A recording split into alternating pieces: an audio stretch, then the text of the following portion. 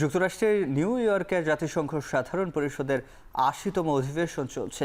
সেখানে আছেন প্রধান উপদেষ্টা সহ দেশের কয়েকজন শীর্ষ রাজনীতিবিদ। নিউ ইয়র্ক থেকে আজকের কর্মসূচির সবশেষ খবর জানাতে জাতিসংঘ সদর দপ্তর থেকে যুক্ত হচ্ছেন সহকর্মী মাহমুদ রাকিব। রাকিব, আজকে ডক্টর মোহাম্মদ ইউনূসের আর কি অনুষ্ঠান রয়েছে, কোথায় কোথায় যোগ দিয়েছেন এ পর্যন্ত জানাবেন।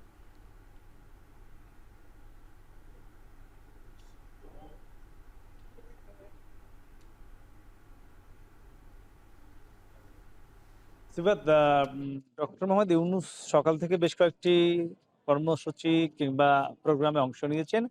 আজকে বিকালে আরেকটি এখানে আয়োজন রয়েছে। মূলত আম জাতিসংঘের যে আবাসিক প্রতিনিধি রয়েছে, বাংলাদেশি আবাসিক প্রতিনিধিদের আয়োজনে একটি বিকেলে কর্মসূচি রয়েছে। সেখানে প্রধান উপদেষ্টা ডক্টর মোহাম্মদ ইউনূসের অংশগ্রহণ করবার কথা রয়েছে এবং ধারণা করছি সেখানে বাংলাদেশ থেকে যে বিএনপি, জামায়াত ও এনসিপির ৬ জন শীর্ষ নেতা এসেছেন ডক্টর মোহাম্মদ ইউনূসের সফর সঙ্গী হিসেবে। তারাও হয়তো সেই জাতিসংঘ যে আবাসিক প্রতিনিধিদের আয়োজনে কর্মসূচি বা প্রোগ্রাম সেখানে অংশ নিবেন এবং সেখানে বাংলাদেশের যারা এই যুক্তরাষ্ট্রে রয়েছেন ব্যবসায়ী, বিনিয়োগকারী কিংবা এখানকার যারা বাংলাদেশি নন ইমিগ্রেন্টদের প্রতিনিধি তারাও হয়তো সেই আয়োজনে অংশ নেবেন। ধারণা করছি সেখানে আগামী জাতীয় সংসদ নির্বাচন নিয়ে কথাবার্তা হতে পারে। একই সঙ্গে বাংলাদেশে বিনিয়োগ বাড়ানোর বিষয় নিয়ে কথাবার্তা হতে পারে। এর বাইরে আজকের এই দিনটি অনেক বেশি গুরুত্বপূর্ণ জাতিসংঘের এবারের সাধারণ পরিষদের জন্য। এটি বাংলাদেশের জন্য শুধু না, এটি পুরো জাতিসংঘের জন্য। কারণ আপনি জানেন যে আজকে ফিলিস্তিনের রাষ্ট্রপ্রধান ভিডিও লিঙ্কে যুক্ত হয়ে বক্তব্য দিয়েছেন এবং সেখানে তিনি খুব স্পষ্ট করে বলে দিয়েছেন যে ফিলিস্তিন তাদের ভূমি কাউকে ছাড় দেবে না। তাদের ভূমি থেকে তারা ১ ইঞ্চিও নড়বে না এবং তারা বলছেন যে ইসরায়েল যে গণহত্যা চালাচ্ছে ফিলিস্তিনের গাজায় এটি বন্ধ করার তিনি আজকে আরো প্রকটভাবে এবং দৃঢ়ভাবে আহ্বান জানিয়েছেন এবং একই সঙ্গে তিনি আলোচনা চালিয়ে যেতেও রাজি হয়েছেন। তিনি বলেছেন যুক্তরাষ্ট্র এবং সৌদি আরব যে উদ্যোগী হয়ে একটি আলোচনা চালিয়ে যাচ্ছে গাজার গণহত্যা বন্ধে, সেখানেও তারা এই দুটি দেশকে এই আলোচনার জন্য সহযোগিতা করতেও রাজি আছেন। একই সঙ্গে ট্রাম্প প্রশাসন যদি কোনো উদ্যোগ নেয়, সেই উদ্যোগের সঙ্গে একাত্মতা প্রকাশ করে আগামী ১ বছরের মধ্যে ফিলিস্তিনে একটি নতুন রাজনৈতিক বন্দোবস্ত করবার জন্যও ফিলিস্তিন রাজি রয়েছে বলে কিন্তু মাহমুদ আব্বাস জানিয়েছেন। এটি কিন্তু অনেক বেশি একটি গুরুত্বপূর্ণ বিষয়। কারণ গাজায় আপনি জানেন যে দীর্ঘ কাল ধরে গণহত্যা চলছে। এটি বন্ধ চায় এই জাতিসংঘ সদস্যভুক্ত বেশিরভাগ দেশই।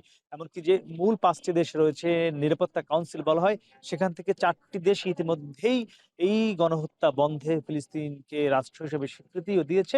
শুধুমাত্র যুক্তরাষ্ট্র এখনো স্বীকৃতি দেয়নি।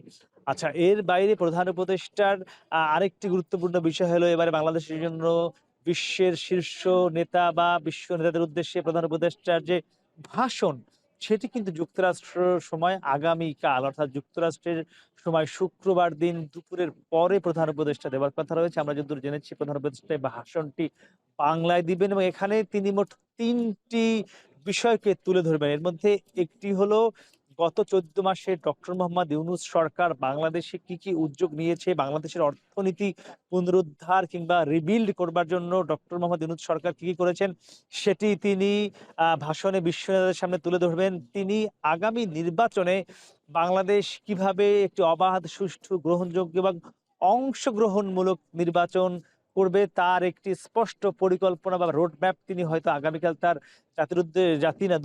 বিশ্ব নেতাদের উদ্দেশ্যে যে ভাষণ সেটি তিনি বলবেন।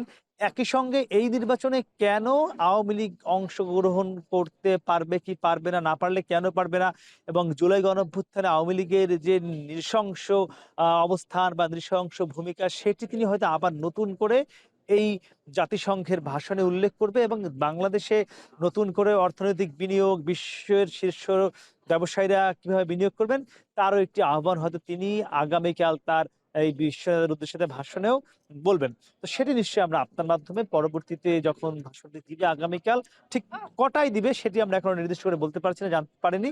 সেটিও জানতে পারলে আমরা পরবর্তীতে আপনাকে জানিয়ে দেব। তো সিফাত, আমার কাছে এই ছিল সবশেষ।